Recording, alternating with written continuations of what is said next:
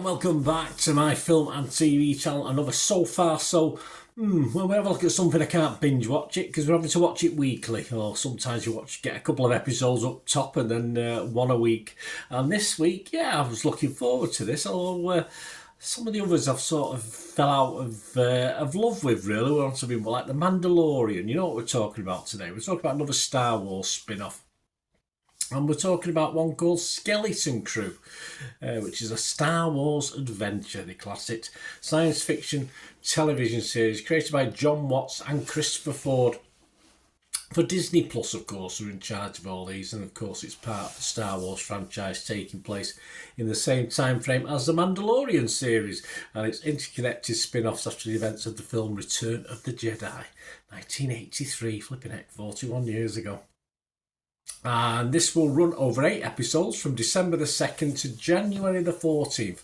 I'm doing this review on December the 20th, and I've watched 4 episodes, of which up to December the 17th, so it took me a couple of days to catch up with the final episode of this one.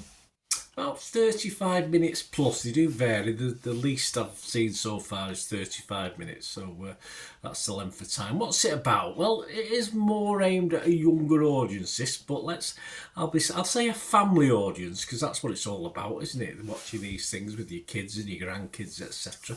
4 children end up on an adventure to make their way home after being lost in the galaxy, following a discovery they make on their home planet at Atin, which has been classified as a lost planet of eternal treasure by other people, of course.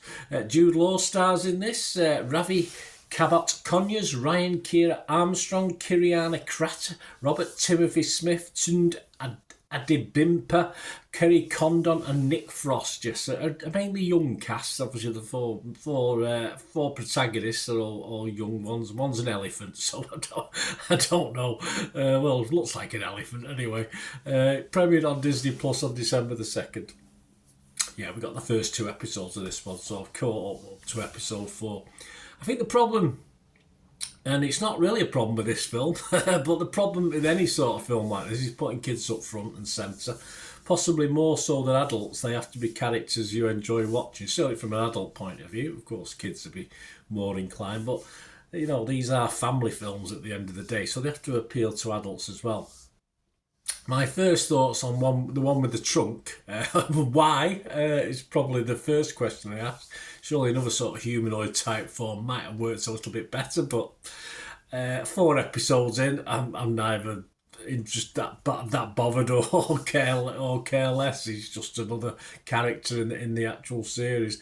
But the 3 others, of course, with a more human look, are okay in the mix. And it is a reasonable mix. I mean, they sort of get on, they rub up against each other pretty well. And Trunky does grow on you eventually, but as I say, I still question why. Of course, we've got a pirate link. Of course, you're gonna. Obviously, there's elements of linking things to stuff like the Goonies, which was a big hit, of course. So you've got a pirate sort of space adventure here, which is what it is. And I don't think there's anything wrong with that, as long as it's entertaining and a lot's going on. Jude Law is a little bit laid back at the moment. Yeah, I'm not overly impressed, actually. He's been overshadowed by his younger actors. But there's time for that to be remedied. But as I say, up to episode 4, I'm still more impressed with the younger guys and perhaps Jude Law. And for me, I will be absolutely honest with you, even though episode 4 was a little bit of a downturn for me, certainly episodes 1 to 3, I think this is the best so far. I did like The Mandalorian, and the other one, there's a couple of others, wasn't there, or at least one other. But I think it'll sort of run out of steam a little bit. But this one, I think it's good. I think it's entertaining. I think it's great as a family watch. I thought sometimes some of these offshoots have been a little bit up themselves sometimes, and not being, they forgot the fact that this Star Wars is going to carry it, and they forgot to tell us a bit of a story. And I think this sort of younger version breathes a new life into it as an adventure for all the family, which is what it should be. Animatronics so far are excellent. The cast rarely misses a beat despite the tender age of some of them. And yeah, a series for the youngest of film watchers and all the way up to old gits like me to enjoy. So I'm impressed with this so far, I must admit. As I say, episode 4 perhaps wasn't on a par with the first 3, so I'm hoping it'll still carry on an upward curve. But yeah, I'm really enjoying this. What about other people? Well, Rotten Tomatoes, 66 critics, 7.4 out of 10. 60 fresh, just 6 rotten. Metacritic, 72 out of 100. That's 23 critics, 18 were positive, 5 were mixed and no negative. I would be obviously fresh, positive, and I'm going to give this a healthy 7.5 out of 10. I really like this so far. Daniel Feinberg from Hollywood Reporter, he liked it as well. He gave it 8. He said, although its coming-of-age narrative is far less boundary-breaking than Watson Ford's pitch seems to suggest, hugely powerful juvenile heroes and their gruff babysitters were already the backbone of the Disney Plus Lucasfilm brand. Of course, yeah. This series is lively and fun. The generally low-stakes, thematically light, young, skewing romp takes us into underexplored corners of the seemingly boundless galaxy while feeling pleasantly familiar. They do. John Nugent from Empire wasn't quite as infused. He gave it 6. He said, this is a perfectly fun entry in the ever-expanding Star Wars canon. Light and frothy by design, driven by a genuinely sweet cast of younglings at the fore. After 3 episodes, it's still finding its footing, but there's promise here. Yeah, as I say, I was impressed with the first 3. It's just the 4th one got a little bit slow for me.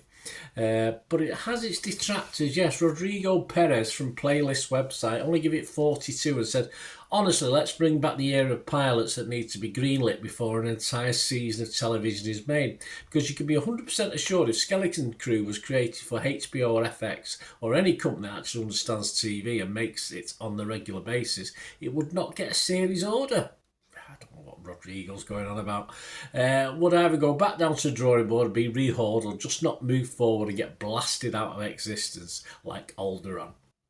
The force is not with this one at all, sadly. I think Rodriguez, though, is in a bit of he is in a minority. I don't know, perhaps he had a bad day. I'm not too sure. Rotten Tomatoes, what about the audience? Well, okay-ish. Rotten Tomatoes audience are 80% positive. Metacritic users are only giving it a 5.8. That's only about a few dozen, though. But you go over to, as I always do, Internet Movie Database. And yes, 8,200 scores and reviews as I'm recording this, increasing every day. And it's getting an average of 7.2. There you go. So this is well liked, and I liked it. So there you go. So Mr. Rodrigo, whatever your name is, stick that in your pipe and smoke it, as we used to say in the old days. Anyway, there you go, guys. Let me know what you think if you're enjoying it, and I will be catching up. I'll probably wait for the other 4 to come out before I'll watch it all in one go. I can't be doing the episode by episode, but I will be getting a moment to finish this off at some stage. So let me know what you think, guys, please. If you like what I try and do and you're interested in following me on my various socials, etc, and of course supporting the channel if you can, guys. I'm always after support for the channel from different ways. Just stay tuned to find out how you can help me out. Right, a quick shout out before we go for my sponsors at the moment. Piat6505, they've got a little eBay shop and they sell movie posters from the 1990s and 2000s, some great films, some great actors, so please check the link in the comments section below and you'll go straight to the shop. I dispatch everything between 24 and 48 hours, so if you see anything there you want to order it, you can also mention my name. I mean, they are sponsoring me, so I do my little deal as well, so you can get 10% off if you buy anything. Just mention me, just say Bernard sent you, and they'll give you a 10% reduction on your order price. My thanks to Piat6505. If you're interested in sponsoring the channel yourselves, guys, supporting the channel by sponsorship, just let me know. My socials are on screen there, so just contact me about that and we can have a chat. Other ways to help me out, guys, if you watch the ads, if the ads on this YouTube ads, that helps in a very little way, but it all helps. It all, watch the pennies and pounds look after themselves, they say, don't they? Or the pennies or the 10p's look after themselves. But if you watch the ads or follow the links on the ads as well, that's always a nice way to support the channel. If you sort of hang on for it. I've done that. I watched other people's and followed the ads, just something I fancied, which does happen from time to time. Of course, you can support me by pushing that subscribe button as mentioned earlier, and that's of course pressing the button so you know when these vlogs are coming out. And of course I'm always interested in your opinions, and of course if you can give us a like, that'd be wonderful as well. So thanks for watching, guys. Hopefully I'll join you very, very soon with something else. Until we meet again, I'll never ask one thing, don't I? Please stay safe, everyone. Bye for now.